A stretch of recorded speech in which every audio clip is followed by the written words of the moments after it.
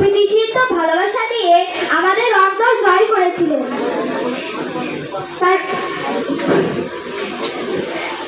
অজস্র ছাত্রছাত্রী পরশ পাথরের মতো আপনার হাতের ছোঁয়ায় পেয়েছে এক আলোকিত জীবন।